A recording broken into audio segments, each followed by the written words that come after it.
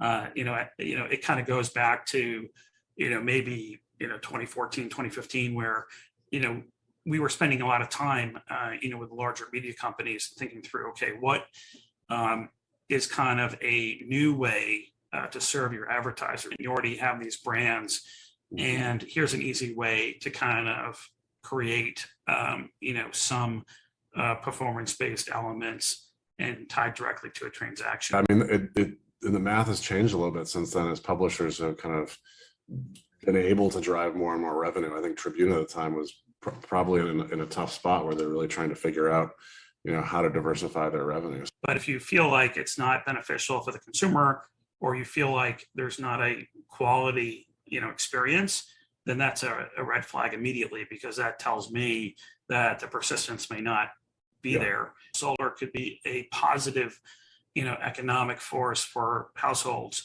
to be able to save money, or even kind of, make money. But it kind of gets back to a little bit of what we were talking about earlier, which is there persistence to this business model?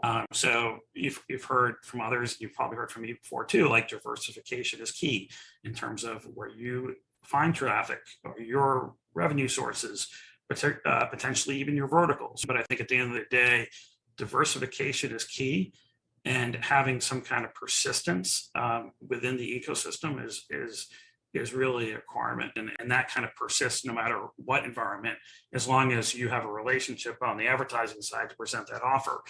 But at the end of the day, that's what creates the persistence, and ultimately that's what creates enterprise value and interest by the investment community.